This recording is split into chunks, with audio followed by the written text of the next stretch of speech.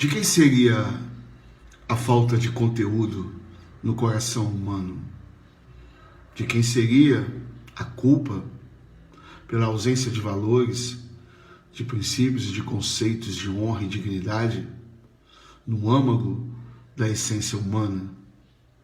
De quem é a culpa pelo vazio da mente, que se ocupa com coisas que jamais podem preencher? Seria a culpa do sistema social com seus professores, pastores e doutores? De quem é a culpa pelo estado humano de não compreender bem aquilo que já deveria estar sendo mestre e passado de geração em geração com mais eficiência, com total eficácia? De quem é a culpa pela falta de conteúdo?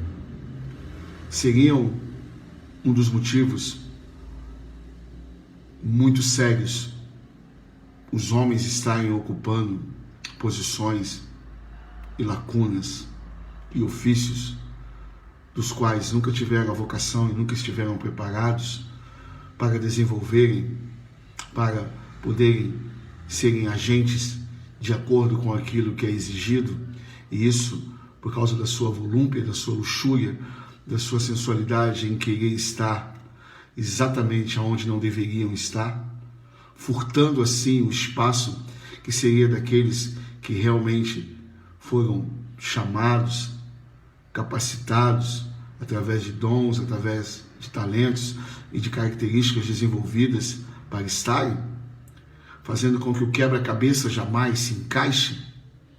A pergunta é: de quem é a culpa pela falta de conteúdo na vida do ser humano? Por que ele continua ainda segregando? Por que ele é tão racista ainda? Por que ele é xenofóbico? Por que a sua ideologia fala mais alto do que a sensibilidade de respeitar um ao outro? Por que os homens ainda matam com tanta facilidade? Porque os homens são gananciosos e nunca estão satisfeitos com aquilo que possuem. Porque os homens estão sempre fazendo comparações indevidas e competindo uns com os outros, em vez de estarem se ajudando mutuamente para que todos tenham direito à justiça e à igualdade.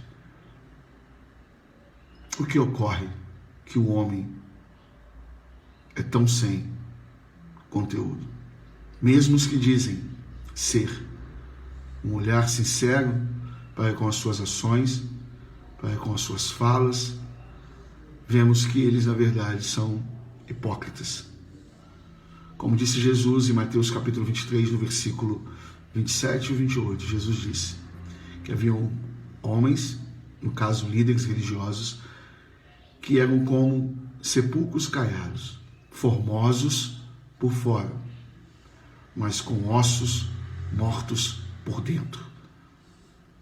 Não passavam de uma ilusão à visibilidade de quem julga pela aparência. Eles aparentavam ser bons, mas eram maus, eram hipócritas, diz o texto. Talvez essa aplicação de Jesus não fique só no campo da religião, mas fique no campo de muitos, ou por que não, de todos os segmentos da vida. Existem pais hipócritas que ensinam aos seus filhos aquilo que não estão dispostos a fazer. Existem líderes religiosos de qualquer tipo de segmento religioso, de qualquer expressão espiritualista, que o que dizem, jamais fazem. Tiago, o apóstolo, diz em Tiago capítulo 2, versículo 12, o seguinte princípio do Evangelho: de tal maneira falai, de tal maneira procedei. Existem médicos que receitam aquilo que é saudável, mas não possuem o compromisso de em suas próprias vidas aplicarem aquilo que a outros receitam. Existem muitos mestres, de muitos, mas nunca mestre de si mesmo. Cuidado, porque o conteúdo pode não ter sido entendido e apenas ocupa uma lacuna da qual não tem o verdadeiro poder para realizar aquilo que dizem. Jesus Cristo, pelo contrário, tudo que disse cumpriu, tudo que disse fez. Jesus não mente. É como diz Tito no capítulo 1, no versículo 2, um Deus que não mente, um Deus que não pode mentir. Como diz no livro de Números, no capítulo 23, Deus não é homem para que minta, nem filho do homem para que se arrependa. Havendo tendo dito, não cumpriria, não faria. Essa é a diferença de Jesus, que revela o motivo pelo qual nós não temos conteúdo. Um deles a gente pode citar: a falta do próprio Cristo, a falta do próprio Deus, a falta do poder, para que as suas palavras estejam alinhadas no que depender de você, ao que você diz ser.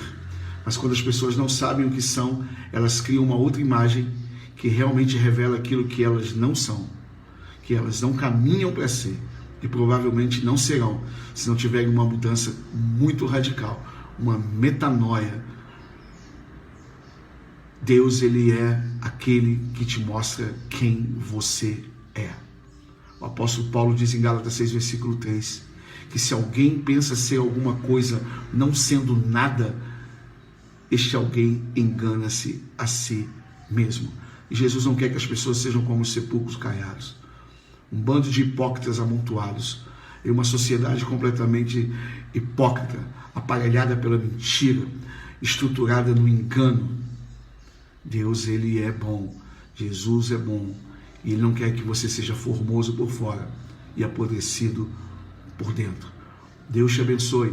Pense um pouco de quem é a culpa da ausência de conteúdo. Não seria pelos próprios pecados, pelas próprias escolhas, pelos próprios erros, que se agravando formam um efeito dominó que contagia toda a civilização organizada, só que não como nós a conhecemos. Deus abençoe sua vida. Jesus é bom, Jesus ama você e quer te encher do Espírito Santo, te encher muito do Espírito Santo. Por isso que a palavra de Deus diz, em Efésios capítulo 5, versículo 18, não vos embriagueis com vinho, no qual há desequilíbrio, no qual há dissolução, mas enchei-vos do Espírito Santo. Enchei-vos. Tenha conteúdo. Vá a Cristo, vá ao seu Evangelho e você perceberá o seu estado, a sua condição, e Deus falará a você quem você é verdadeiramente, para você mesmo, diante dele, e para muitos que não têm a coragem de dizer para você quem você é, porque eles também não sabem quem são e procuram usar máscaras. Então eu termino dizendo, de quem é a culpa da falta de conteúdo? De quem é a culpa para que o coração do homem seja tão oco, tão vazio? Deus abençoe você, que Jesus possa preencher você, que a palavra de Deus possa habitar seu coração, que você seja cheio de Deus na sua vida. Lembre-se do que disse Davi, Salmo 119, no versículo 11. Escondi, guardei a tua palavra dentro do meu coração, para eu não errar, para eu não pecar contra ti. Você jamais será vazio e sem conteúdo, se a palavra de Deus habitar em você. Porque se a palavra de Deus habita em você, o Espírito de Deus habita em você. Cristo habita em você. A vida habita você. Deus abençoe você em nome de Jesus. E pense, reflita, porque te fará muito bem saber por que o coração humano é tão sem conteúdo. Um beijo gigante para você. Deus te abençoe. Fique na paz.